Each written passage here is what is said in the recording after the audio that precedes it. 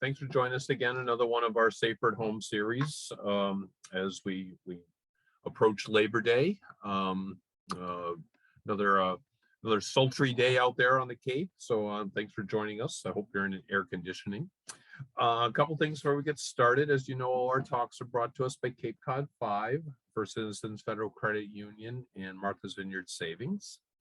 All the books that are on our series are available at 8 Cousins Booksellers, so we hope that you participate in the locals. This is a little bit different this week. We get to do historical fiction, and I know we as a history thing. You know me, I'm all into history, but I thought some historical fiction. This wanted to change things up a little bit, and I will fully admit that when I read about our talker tonight, our speaker, Jonathan Santlofer, he had me intrigued. He's an author, he's an artist, he's written about crime and art. And as somebody who lives in Massachusetts, has been fascinated by the Isabella Stewart Gardner heist since then, he kind of had me at hello with this one. So, Mr. Santlofer, very nice to meet you, and welcome to our program. Thanks for doing this. Thank you. Great to be here. The Isabella Stewart Gardner heist is still incredible, isn't it? I mean, I don't know how many people have watched the documentary, which I think is on Netflix. It's 4 parts. Could have been 2, but it's still kind of great and galvanizing as to that amazing, sort of awful crime still unsolved. So can you all see me and hear me there? Just checking. Yeah, you're good. You're good. Okay, because I just see your still photograph, Mark. So, okay, good. I look good in that one. So just let's go with it. Listen, I know all about that. I mean, you know, people look at my author photo and they wonder how it was possible that I looked like that. I did with a lot of help. So, yeah. Anyhow, let me just say about this book and some of the things you said in introducing me, that I became intrigued with several years ago with the theft of the Mona Lisa, the actual theft in 1911. And it kind of sent me down a rabbit hole of research and unexpected kinds of research and things that I discovered. And, you know, I ended up in the New York Public Library with a librarian who I befriended, finding all the newspaper articles about the theft. I never wanted to write it as a nonfiction book, but there was just so much there to play with and to use for a novel that mixed, you know, fact and fiction and the past and the present. So, yeah, I guess the other thing that I should say to people who are watching, listening in, is that I'll tell you a very quick history. I went to art school. I came out, I studied painting and art history. I always thought I would just be a painter, and I was a serious painter for a long time. When I say serious painter,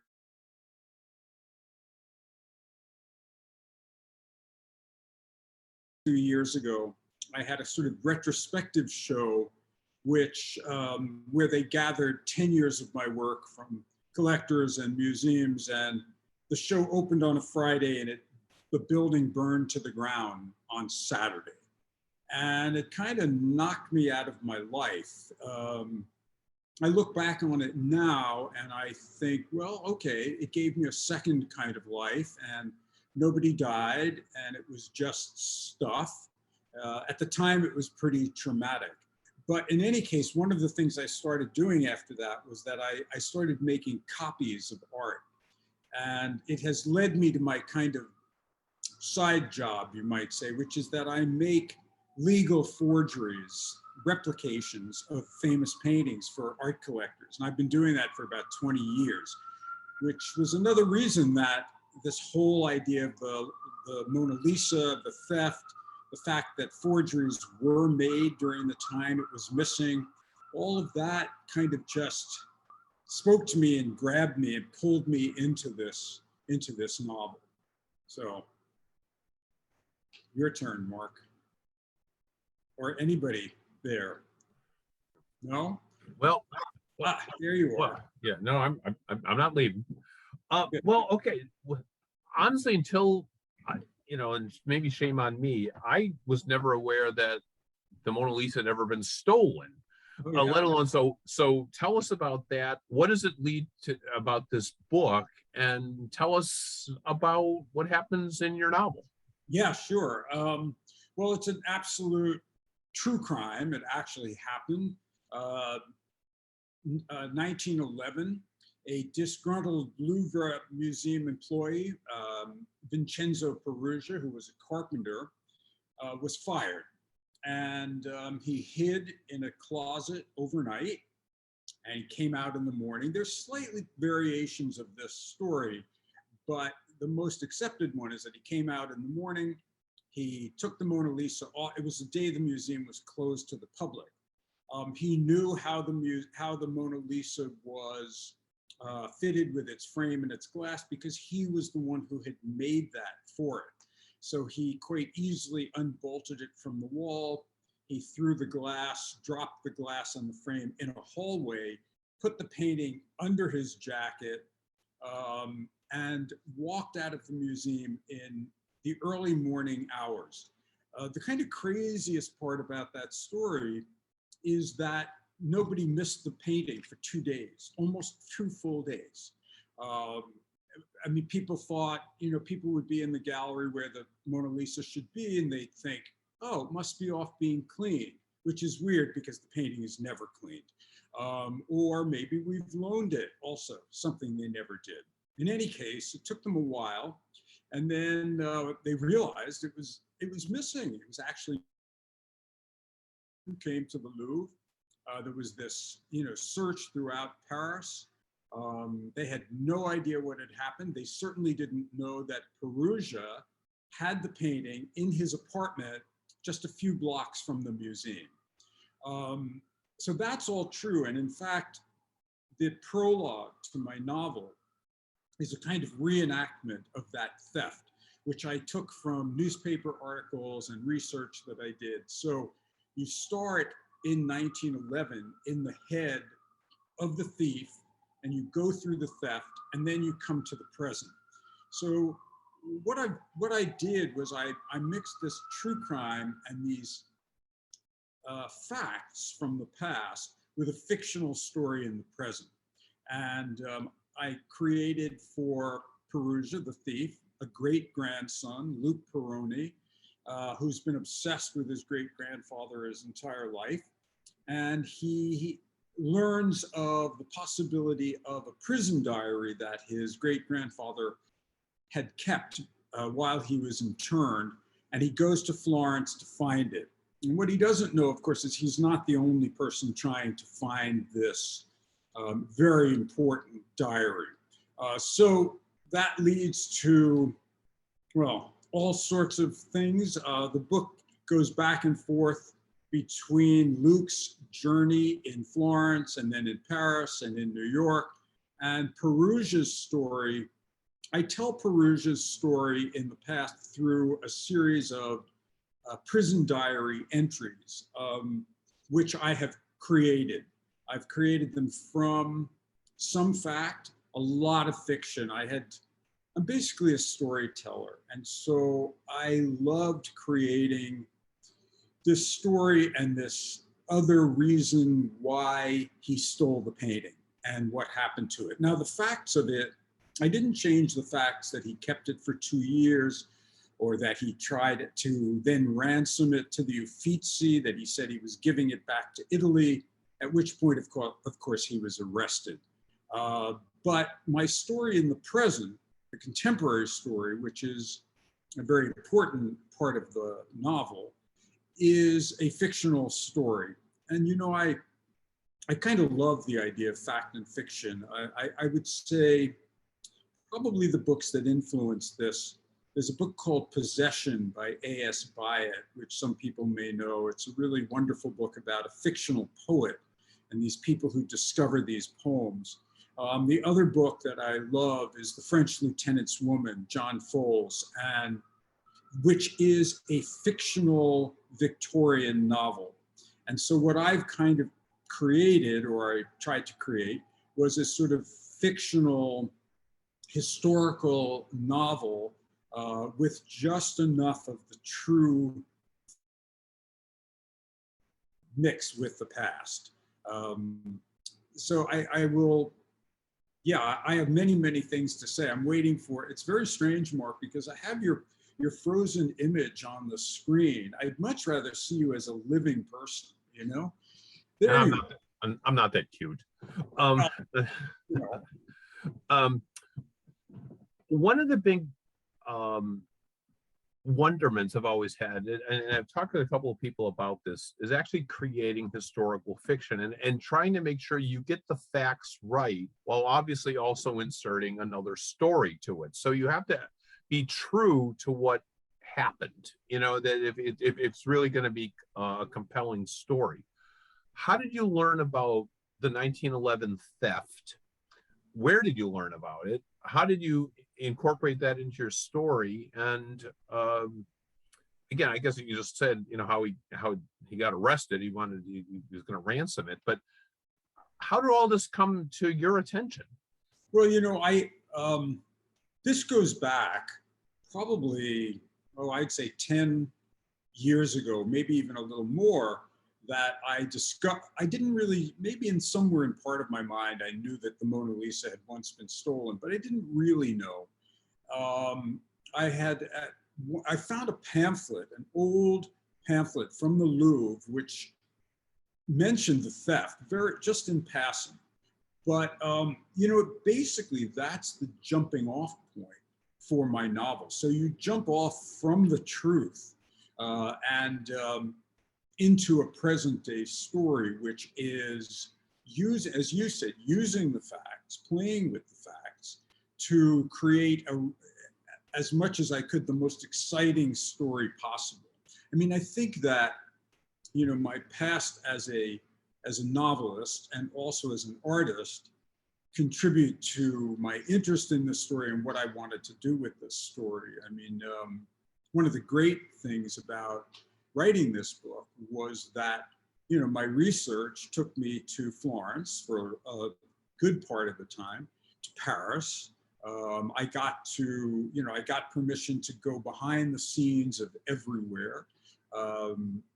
I've told this before, but it's sort of amazing to me. I arrived in Florence, and a friend of mine had told me to look up an Italian artist, friend of his, a Florentine artist. And I met him for a drink, and he was a terrific guy. And he mentioned that he had just had an exhibition at a contemporary art space called Limerate. And I said, well, wait a minute, that's the name of a prison. And he said, yes, this contemporary art space is a tiny little piece that they carved out of this prison. The prison's there, it's a monument, and that's where Peruggia, the thief, was interned. I went nuts. I was like, I gotta get in there. I'll call her. And he called, and the next day I went there. And first I met the director, who was wonderful. And then she gave me one of the people who worked at their little contemporary art space, brought me into the prison, which is all, you know, has big bolts and chains and stuff. And they opened that, and I followed this guy up this kind of stone, kind of rotting stairwell. And then I walked through the hallways, and I went into several cells. And then I asked him, I mean, and also you have to remember that my Italian's pretty bad, and he had almost no English. So I then said to him, would you lock me into a cell? Now, he did get the gist of that. He looked at me like I was insane, but he did lock me into a cell. And just like the kind of cell Peruggia would have been locked into for the time he was in jail. And I paced it 6 feet one way, 9 feet the other way. And it was just this stone, awful cell where I sat for a while. There was actual graffiti on the wall from 1600s, 1900s, you know, all it was amazing. I did get a little worried that he might not let me out, because I didn't say you have to also let me out of this cell, but there was a little window with which could be opened from the outside. And luckily after a while, he opened it, because I was ready to get out of that cell. But if you read the book, there's an actual scene that Peruggia writes in his diary about being in the cell. And I would not have been able to write that had I not actually been inside the prison itself, which was a total fluke, you know, to me. And it's one of the great things that happens, I think, when you're researching a book or researching anything, you know. So that was extraordinary. And that kind of thing, many of those things happened while I was in Florence in particular. You know, I met lots of people and curators, and you know, went to the Laurentian Library where my character does his research, which was extraordinary. So I don't want to give too many spoilers away, because the book is a thriller. I tend to be the kind of writer that likes to keep my reader just like speeding along and turning the pages. And it's something I think that I've been doing for a while now. You know, I was even accused, not badly, but I was accused of doing it in my memoir, which is a grief memoir. So I certainly didn't approach that as a suspense novel, but people said it still had that.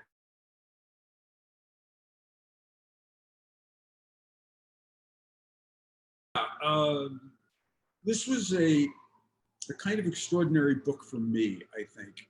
It just combined all the things I'm interested in, you know, art forgery, since I make forgeries. I even wrote, there are 2 romances in the book, and I've never written a romance. So there's a romance in the past and a romance in the present. And to me, they play against each other, which is kind of the way I wanted the whole book to work. You know, that something in the past informs something in the present, something in the present leads you back to the past. You keep moving in that way in the book. So. I'm having a tough time believing that the jailer would look upon you like you were crazy just to be locked in. I find that shocking. Well, let me just say this. As I said, my Italian's pretty terrible. Maybe I said something, you know, like, I don't know, something awful, like lock me in the jail cell with your sister. I have no idea. It took him a minute to digest what I was saying, I think, you know? So, yeah. Well, you just touched on this. You're also an art forger. Talk about that. Now you really got me intrigued. Well, I have to. I'm a legal art forger.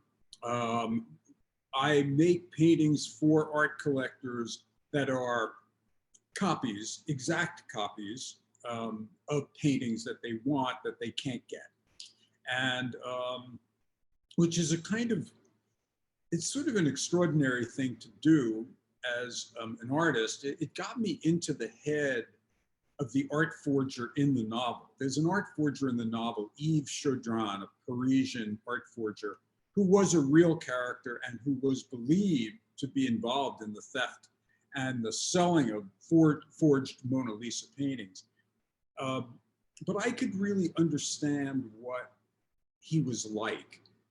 Because when you make these paintings, you kind of, you know, in all art forms, whether it's painting or writing or cooking or anything, you lose yourself.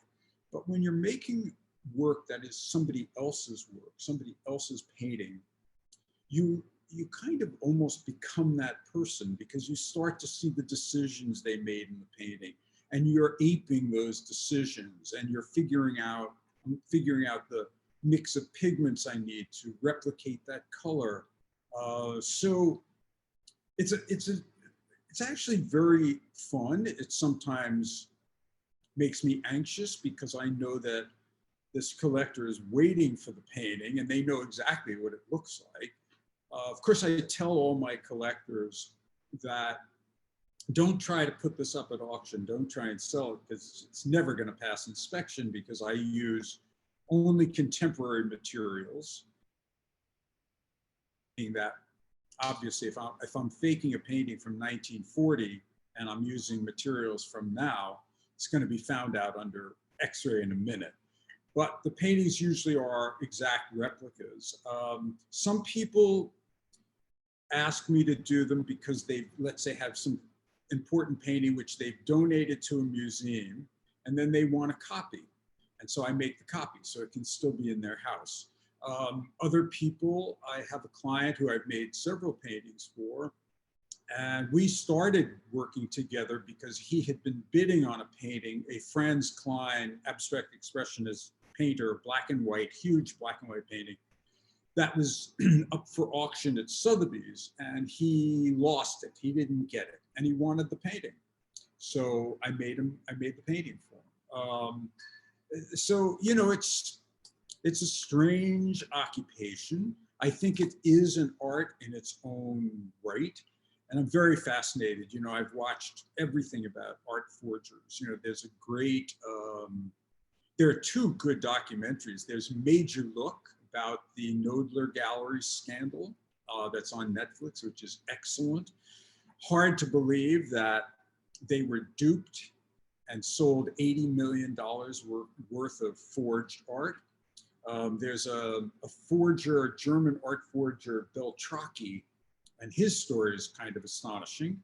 He ended up going to jail. He's out of jail now, but he fooled everyone for, I don't know how long, 20 years. I mean, his paintings were on the covers of Sotheby's, Christie's, every auction house. You know, the bad news is that there are fakes in every museum in the world waiting to be discovered. They find new ones all the time. In the course of my research, you know, I've talked to all kinds of police and inspectors, and I talked to an Interpol person. You know, art theft and art forgery is a tremendous business.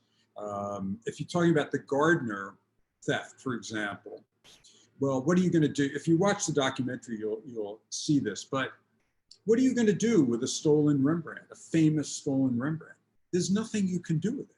You're either going to lock it into your own private vault and enjoy it with a cognac and nobody else knows you have it, or, as most of the time what happens is it's being used as collateral in an exchange, you know, for arms, for drugs. It is an international kind of monetary object that people use. That's why most people steal famous paintings, and they've been commissioned to steal those paintings. They don't just do it. Somebody waiting for that painting for some reason, so that they're going to do something with it. So, which is it's a big part of my book. I mean, it's known that there were 6 copies of the Mona Lisa made while it was missing. And so, you know, I don't want to give away a big thing in my book, but that plays an important part. And it's one of the reasons why people in the book, why some of these people are willing to kill to prevent this prison diary from coming to light, because it's going to shed information on something that will cause a lot of people to be upset, more than upset. So, when did the Mona Lisa come to the Louvre? How long has it been there? You know, and is you said you saw in a pamphlet that the Louvre mentioned it was stolen. I mean, are they embarrassed by it? Are they? So what's the history of the Mona Lisa at the Louvre? I mean, well, actually, the background is pretty fascinating, which is. Do you mind if I tell you that little backstory and then we'll get to the Louvre? Go for it. I think it's pretty fun. So Leonardo made 15 or 16 oil paintings. That's it. That's it. I mean, one of our most famous, cherished artists. who we know so well from The Last Supper, from his notebooks, from his amazing sketchbooks, his drawings, but he only made 15 paintings and maybe 16 with the new Salvator Mundi painting. He was not a committed painter, and yet he's one of the most beautiful painters ever. So he took on this commission when he needed money, and it's fairly well accepted that the commission was from a silk merchant, Giardini, he had married for the third time to Lisa Giardini, and he wanted her portrait painted. She was his third wife. His first two wives had died in childbirth. Lisa was much younger than he, and Leonardo took on the commission. And soon after he started the painting, he became famous. He didn't need the money anymore. And he never gave them the painting, never gave them the painting. He kept the Mona Lisa with him his entire life. He took it with him. This will end up, I'll tell you how it ends up in the Louvre. So when Leonardo died, he was living in France in the Loire Valley at the Chateau d'Amboise. And he died with the painting. And the painting ended up being in the French courts for a number of years. And then Napoleon came to power. And Napoleon took the painting and hung it in Napoleon's bedroom until after Napoleon was finished. And then it finally went to the Louvre. I don't think the Louvre's at all, I mean, at the time they were very embarrassed about the theft because there were a lot of odd things, such as the director of the Louvre was traveling. The guard who should have been in that gallery with the Mona Lisa was home with a sick child. Even though it was a day the museum was closed to visitors, the museum, was open for guards and workers. So people do suspect that there was somewhat of an inside job in stealing the Mona Lisa. And so they were, if you read all of the newspaper articles, and I have some little ones, by the way, every newspaper article in my book, Luke Peroni comes to Florence. He's been obsessed with his great-grandfather and the theft his whole life. And he has taken with him his most important favorite articles about the theft, which he's laminated. And I have those in the book. They are actual newspaper articles from the time. And a lot of them say how the Louvre, they're very lax. How could they let this happen? But the other thing that's interesting is that the painting was one of these, 15, 16 paintings of Leonardo's. So it had some importance, of course, because Leonardo is one of the great Renaissance masters. He's one of the 5 accepted great Renaissance masters. But the Mona Lisa was not a very important painting. It was not considered a super important painting. When it was stolen, the Parisians went nuts, and they lined up, crowds and crowds of Parisians lined up to come into the Louvre to see the blank wall where the painting had hung. In fact, it's recorded that more people came to the museum to see the blank wall than had ever come to see the painting. And it caused a media frenzy. The painting was missing for 2 years. People laid flowers at the entrance to the Louvre for it. When it was finally returned, first it was shown at the Uffizi Gallery in Florence, then it toured Italy, and then it came back to Paris. And so by then it had taken on its iconic fame. I don't know, I can't guess if it would have become such a famous painting had it not been stolen. But Vincent Peruggia, the thief, actually did the painting a favor. He made it the most famous painting in the world. Any of you who've seen it know it's a rather small painting. I think it's a very beautiful painting. Unfortunately, nowadays, you can't get close to it. My feeling is, though I'm sure the Louvre would not agree with me,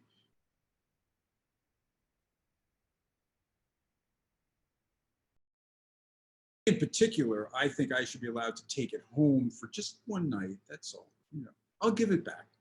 But I do think it's the kind of intimate, quiet painting that needs that kind of, attention. So anyhow, that's its history. And then it became, people. Let me just also say this about the painting itself, because I know a lot of people will say, well, it's a small painting. I went to see it. I was kind of disappointed. And I say, well, you're not seeing it under optimum circumstances, one. Two, to me, a painting is always like one-to-one with the viewer. You need this minute to connect to the painting. Also, when you see something that's so famous, you see the Statue of Liberty for the first time, you see Mount Rushmore. These things are so part of our consciousness that it takes you a minute to re-see them. Do you know what I mean? Like you've seen them your whole life, so they're like a postage stamp, and then you have to see them again. But I think the Mona Lisa is also this composite of history, and that's why we're struck by it, why it's important to us. It's Leonardo da Vinci, it's the Italian Renaissance, it's the pinnacle of the perfection of painting and beauty. It has its own history, as I said, and it has come to represent a kind of feminine beauty, a kind of iconic feminine beauty, we might say. And so it has a kind of mystery around it that adds to its importance, let's say. I often think that we value something because it has history around it, has something around it. Why would someone go to the auction of Marilyn Monroe's things and buy her pots and pans? Why would they spend thousands of dollars to have a skillet that Marilyn Monroe had in her possession?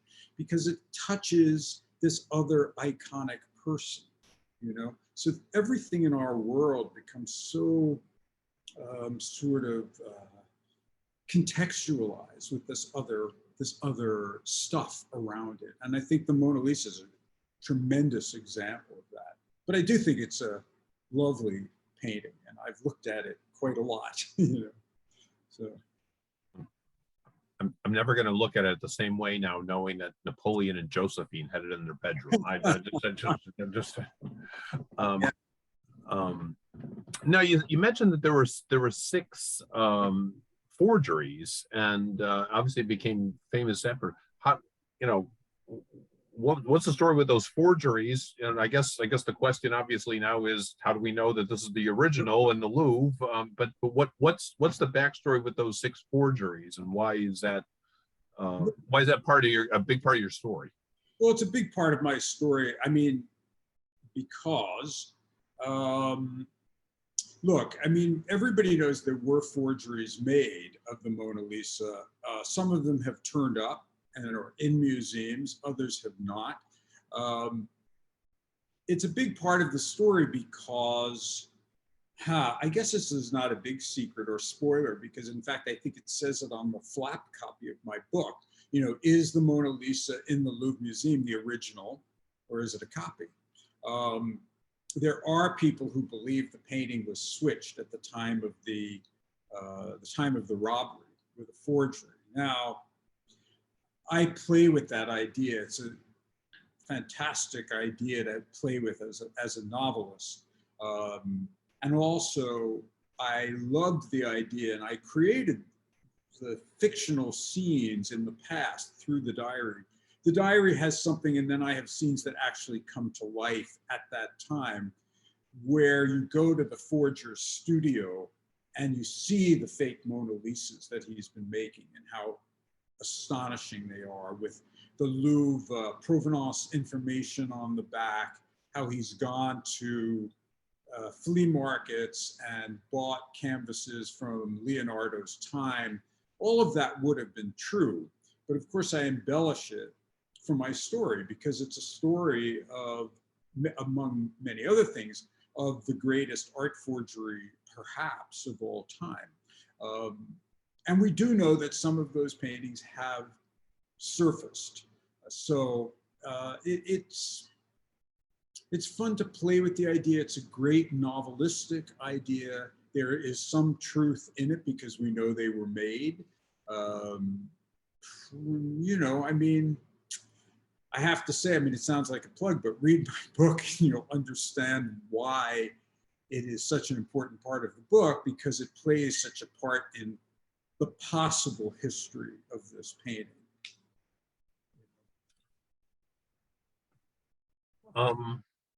Are your characters based on people you really know? Or are they just right out of your imagination, a combination of both? How do you come up with your characters?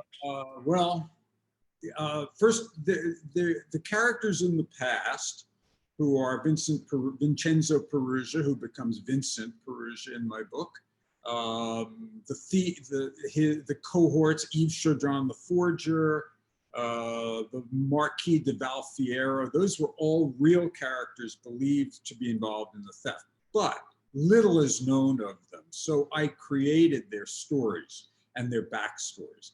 All the characters in the present are fictional characters. So Luc Peroni, the great grandson, is completely invented.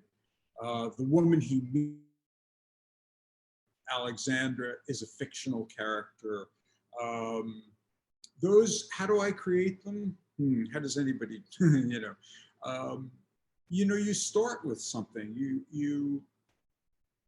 I guess it's hard to know because, you know, at this point I wrote so many drafts of the book that it's hard to remember, but I know that Luke is I guess the main character. It's Luke. John Washington Smith, whose character I kind of love, who's the Interpol inspector. So they're on a collision course, these two people. They're both after the same thing. John Washington Smith is an Interpol guy who is also searching for the diary. Where do they come from? Well, they come from my head. They come from little pieces of things that I think about. I decided that if indeed let's say my great-grandfather had been the thief who stole the Mona Lisa, I would be really interested in that. And Luke has been collecting articles and things about it his entire life, from when he discovered it. Plus, his family refuses to talk about it or even acknowledge it. They've changed their last name. And so he grew. You know, characters for me, I come to believe in them. And as I create them on the page, you know, at a certain point, those characters start speaking in the way they would speak.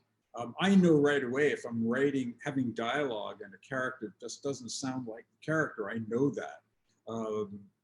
You know, I think you write this person, and at the beginning, you're trying to understand who they are. And then you kind of get it, you kind of get them. And people always ask me if I'm Luc Peroni. I'm surely not, absolutely not. Probably or possibly all of my characters have a little bit of me in them, for better or worse, because I'm writing them. So I kind of create them, and but I also write backstories for my characters. You know, I have at times in past books, particularly, written like 40 pages of a history of a character because I didn't quite get them. And then I would get them, and I would only maybe use 3 or 4 sentences from that research that I made up on my own. But your characters, you know, they just start doing it for you. They start acting the way people act. You know what, that just made me think, so what is art? What is writing? You know, there's a great interview with the famous film director writer Joseph L. Mankiewicz, who wrote All About Eve and The Naked Maya, all of these things. And he was being interviewed when he was older and the young film person said to him, you know, I love your movies, but your movie dialogue, it doesn't sound realistic. And Joseph L. Mankiewicz said, well, No, it's movie dialogue. And the way I feel about art, a novel, even a historical novel that is totally not a novel, let's say a historical nonfiction book, is you are bringing it to another level. You are tweaking that reality in some way. You know, when you're making a painting, it's slightly more than,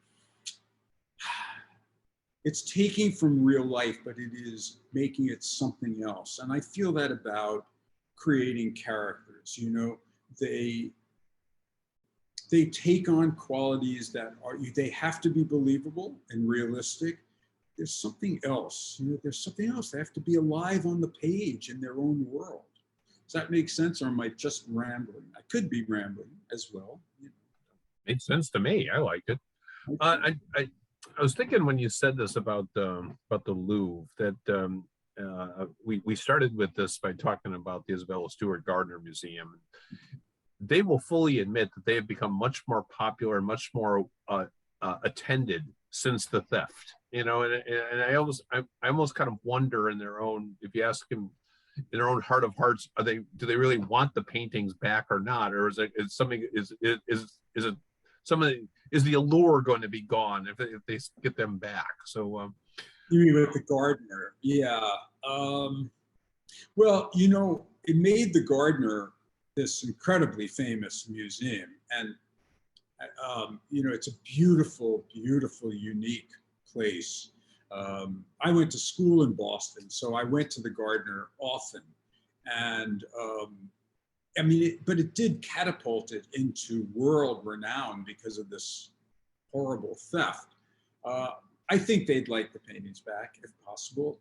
I would say those paintings, if they ever come back, are going to be a real mess. They were cut out of their frames. They were rolled up. Those were old paintings. You know, you don't roll up old paintings just, so they would not be in great shape. There's actually right now, I just read about it, a Titian show at the Gardner Museum, and I'm going to get myself there to see it. I haven't been to the Gardner in a number of years, and I'd like to see that show, and I think it's a very unique museum. So whether those paintings ever come back, you know, I don't know. yeah, I'm sure they want them back, but it's I think, like, as long as they're missing, there's still this allure to the place. They haven't. Yeah. Well, you know, it's funny because I wrote a piece for this online magazine called Crime Reads, which comes out every week, and they asked me to write about art theft and what was, you know, things that were in the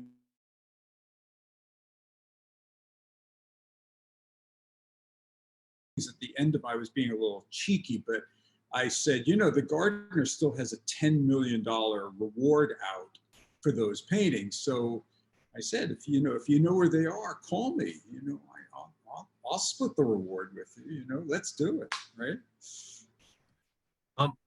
Before I let you go, you mentioned something about a Netflix show. About what was, say that again? There was a Netflix show about art heists and forgeries that you had mentioned. Well, there's this one about the Gardner, and then there's one called Made You Look, a true story about fake art. And what it is it's a documentary about the Knoedler Gallery in New York, which is one of the oldest, most esteemed galleries in the city. And it was discovered, and this documentary covers it, that they were selling, they had been duped, and they sold all of these paintings that turned out to be forgeries. And there were a lot of paintings. And of course, the question becomes, did they know? Did they have any idea? Now, of course, they say they didn't know. So, you know, it ends up being that question. Well, if they didn't know and they're art experts, you know, were they stupid? Or did they turn the other cheek because these were such good forgeries? Who's to know? I don't know. I think, you know, it's in the air. I mean, if you go on Netflix or Amazon or Hulu, there's all these shows about art, you know, art theft, forgery, the artist and this who stole this woman's paintings. There's all these things that are, I don't know why at this moment. I think sometimes, you know, art forgeries are about maybe what we could say not the truth, an untruth. And we are in a time of truth and not truth so much in the world. So maybe that has something to do with it. I'm not sure. It was a great thing for me to be able to play with in my book, and something that I think is a kind of, well, it was just very fun and exciting for me to write this kind of thriller. So Kathleen just appeared on the screen. Are you going to ask a question, Kathleen? I can't, you have to unmute yourself. There, thank you. I do have a quick question, actually. There's another book that was written just recently, and I was trying to bring it up on, and I couldn't find it. And I think that the author is going to give a talk at a museum here, a Cape Art Museum, Mark, you might know, I think in Brewster or Dennis.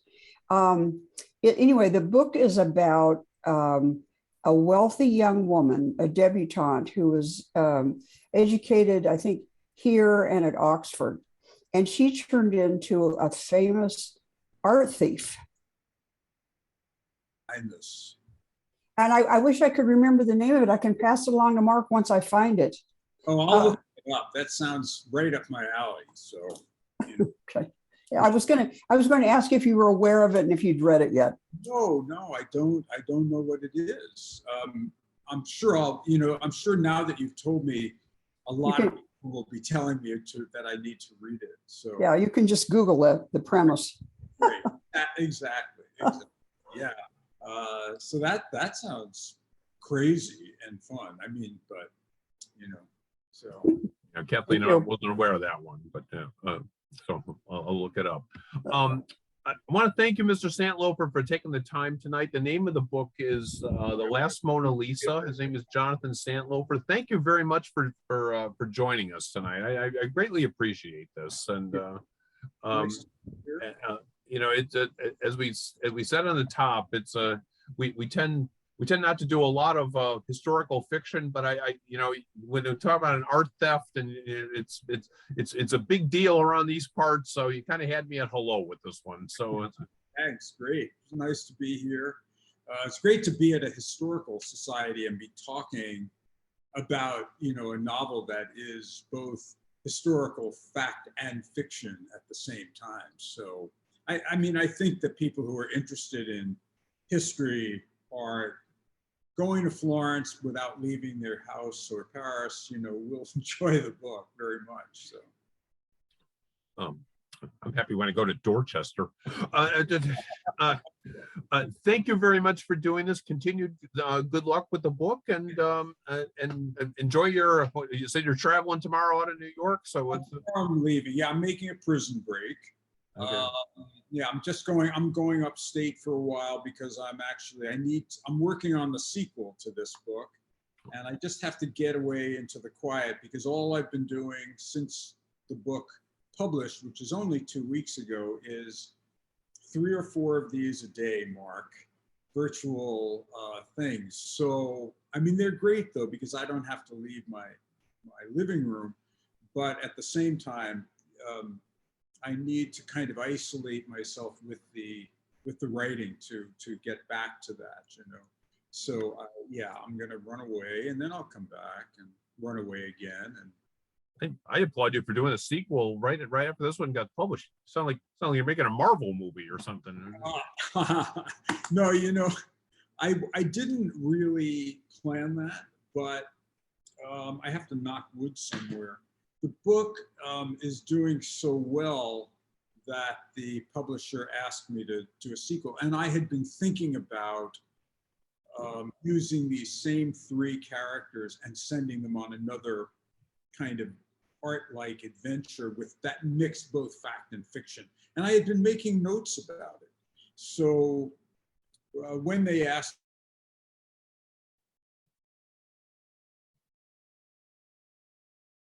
then I realized I really wanted to write it. So yeah, I mean, Normally, I'm not that kind of writer. I'm kind of slow. Maybe I'm going to compare myself to Leonardo. Maybe I'm a little bit of a slacker, and I own, like 15 paintings in my life or 15 books, which is fine with me. But now this next one's going to be faster, and I've written 80 pages of it, so I feel like kind of getting it there. You realize I'm not going to be able to sleep tonight, knowing that the Mona Lisa was on Napoleon's bedroom wall, and Leonardo was a slacker. Well, he was only a slacker in oil painting. In everything else, he was like a type A, doing everything. Now, why does it bother you that it was on Napoleon's bedroom wall? No, I've just got these, I've just got these images of Napoleon running around with them. My mind works that way. I just, I never quite knew what he was thinking anyway. And then now he's got the Mona Lisa on his wall. It just, yeah, it's, even if you just read the prologue to the last Mona Lisa, to my novel, which is all taken from the history books, but in the mind of the thief. So I created it, but then you would learn right away that the Mona Lisa was on Napoleon's wall. I feel, and I say, if Lisa Giardini, the Mona Lisa, could speak, she has a lot of stories to tell. I appreciate his taste in art. Maybe I've just worked with World War II so much and all these Nazis stealing art that I think I'm having a pre-flashback to Napoleon. I don't know. Yeah, well, if you saw the news the last 2 days, I forget which museum in Amsterdam is returning a Kandinsky painting that they've had, and to people who Nazis took the painting, and there has been a lot of contention around it, and the museum is giving it back to the family.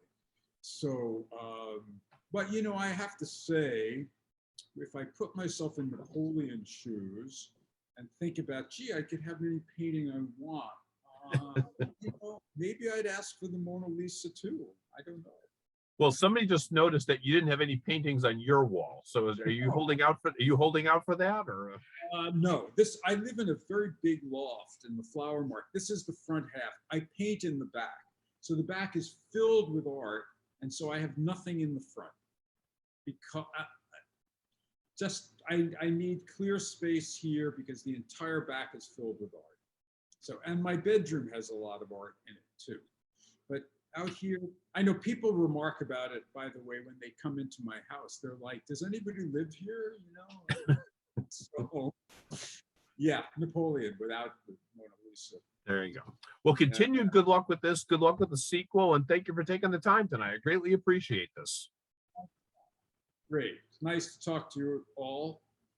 All right. Yeah. All right. Thank you. And good night, everybody. Thank you so much. Mark, excuse me, if you can hear me. Yeah. I found the book. Oh, and I thought I had typed it in correctly, but I didn't. The book is The Woman Who Stole Vermeer. And it's written. I've heard about it. Right.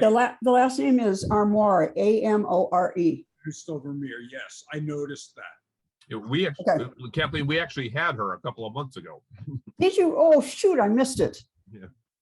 So we tape them all. We got them.